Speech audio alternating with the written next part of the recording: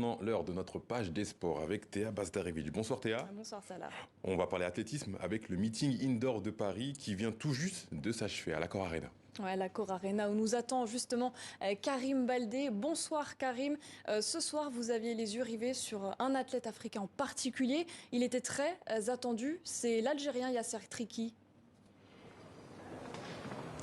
Effectivement, Théa, Yasser Triki voulait se rassurer avant les championnats du monde disputés à Belgrade dans 2 semaines. Objectif semi-atteint, on va le dire. Il a réalisé certes sa meilleure prestation de la saison avec un bond à 16,95 m lors de sa 3e tentative, mais il n'a pas atteint la barre des 17 mètres. Et c'est là où se joueront les médailles. Pour preuve, celui qui a remporté le concours ici, c'est Jean-Marc Ponviane, le Français, avec un bond à 17,08 m. Triki, lui, termine 2e de l'épreuve ici à Bercy.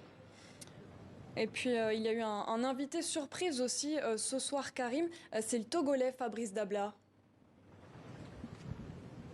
Effectivement, on ne l'attendait pas ici et lui-même non plus d'ailleurs, car normalement sur le 60 mètres, c'est Arthur Cissé, l'Ivoirien, qui était annoncé, forfait de dernière minute et donc remplacé au pied levé par Fabrice Dabla, le Togolais qui avait été le seul athlète de son pays aux Jeux Olympiques de Tokyo en athlétisme, en tout cas l'été dernier, mais ça s'est pas bien passé, il faut dire, lors de sa série. Il termine 5e et dernier avec un chrono de 6 secondes 91, mais à sa décharge, il est arrivé ici donc à la dernière minute et en plus avec une légère blessure au genou.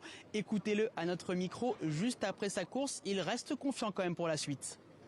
Cette saison, j'ai fait 6,80. Donc du coup, avec la blessure, douleur comme ça, mais je me dis, si je me remets en forme, je me remets en jambe avec cette compétition, ça pourrait m'aider pour Belgrade. Donc c'est pour cela que je suis présent aujourd'hui.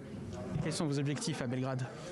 Belgrade, d'abord tout simplement sortir de la première série et voir comment l'évolution va continuer pour m'amener en demi-finale ou en finale. Et ben voilà, on lui souhaite bonne chance. Merci Karim Baldé, vous étiez en direct du meeting indoor de Paris. Plus tôt dans la journée, un Kényan s'est illustré du côté de Tokyo au marathon. Ouais, absolument, Eliud Kipchoge qui a prouvé une fois de plus qu'il était le roi de la discipline, parti à toute allure. Il s'est imposé en 2 heures, 2 minutes et 40 secondes. C'est un record dans la capitale japonaise. À 37 ans, le Kényan détient désormais les chronos de référence à Berlin, Londres et Tokyo. Étincelant également le Sud-Africain Stephen Mokoka. Il a avalé ce dimanche 50 km sur route en 2 heures, 40 minutes et 13 secondes. C'est un nouveau record du monde. Enfin, à Cannes, en France, l'Ougandais Joshua Cheptegei signe, lui, la meilleure performance mondiale de l'année sur 10 km. Un impressionnant chrono de 26 minutes et 49 secondes. C'est le meilleur jamais réalisé sur le sol français, le 6e de l'histoire. Impressionnant. On en vient maintenant à cette affaire d'harcèlement sexuel qui secoue un club de football ivoirien. Ouais, plusieurs joueuses de la section féminine de l'Africa Sport à Abidjan affirment avoir été victimes de chantage et de harcèlement sexuel de la part d'un membre du staff technique. L'affaire a été révélée il y a moins d'une semaine par le journaliste franco-britannique Romain Molina. Il a pu recueillir les témoignages de plusieurs joueuses, des récits glaçants, des dizaines de messages à l'appui envoyés, y compris des joueuses mineures. Toutes racontent avoir tenté d'alerter leur hiérarchie à plusieurs reprises en vain. C'était un homme soutenu, disent-elles.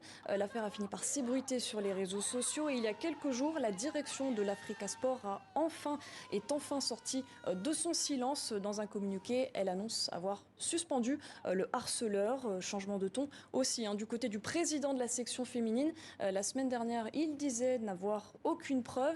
Il tient désormais un tout autre discours. Écoutez. On a eu un coach stagiaire qui est venu apprendre auprès du coach et il a eu à draguer 3, 4, 5 filles dans l'effectif. Lorsque j'ai vu les messages, et puis immédiatement je l'ai limogé. On a même eu un avocat à leur disposition. Si elles veulent porter plainte, elles ont dit non, que les gars les ont draguées, elles ont refusé, donc elles ne portent pas de plainte. Elles veulent se concentrer sur le championnat et sur la Coupe d'Afrique. Qu'est-ce que vous avez ressenti, vous, quand vous avez appris ça? Ça m'a choqué, parce que les filles sont avec moi, ça fait maintenant plus que 10 ans. Il y en a même qui ont grandi avec moi. Je les considère comme mes filles. Donc quand j'attends ce genre de trucs, vraiment, je n'arrive pas à supporter. Donc vraiment, ça m'a blessé. Voilà, sur le terrain en tout cas, pas de répercussions pour l'instant pour les championnes de Côte d'Ivoire. Tout à l'heure, elles ont battu la Juventus de Yopougon 3-2. C'était dans le cadre de la 5e journée du championnat. C'était leur tout premier match depuis la médiatisation de l'affaire. On continue à parler de ballon rond avec ce grand ménage dans le championnat de football togolais. Ouais, un championnat en 2 temps, avec d'abord une phase régulière puis des playoffs pour lesquels le club de Gboloé Soudelac, non loin de la capitale Lomé, ne s'est pas qualifié. Et ce résultat, ou plutôt ce manque de résultats, il n'a pas du tout plu du côté de la direction. Elle a donc décidé de limoger la quasi-intégralité de ses joueurs et de son staff avant même la fin de la saison. Le reportage de Caroline Chauvet. En plein championnat national de la D1 au Togo, un remaniement interne de club a fait du bruit. Le 28 février, tous les joueurs et tout le staff du club Gboloé Soudelac ont appris sur les réseaux sociaux la fin de leur contrat. En cause, leurs mauvais résultats. Seulement 2 victoires sur 14 matchs en première phase et 6e au classement sur 8 équipes.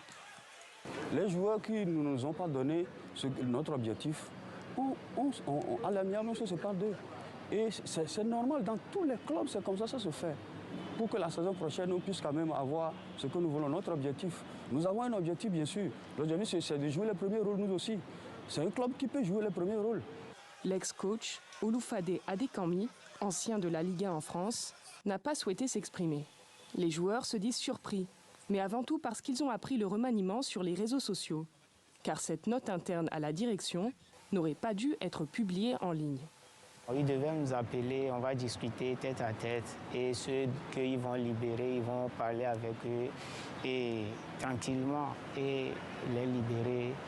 Les joueurs n'ont pas encore eu de réunion avec la direction de l'équipe, mais celle-ci fait savoir qu'ils seront appelés au moment opportun pour confirmer ou non s'ils partent ou s'ils restent. Pour le directeur des compétitions de la Fédération de football, tout cela n'aura pas d'incidence sur le championnat togolais, malgré le caractère insolite de la décision.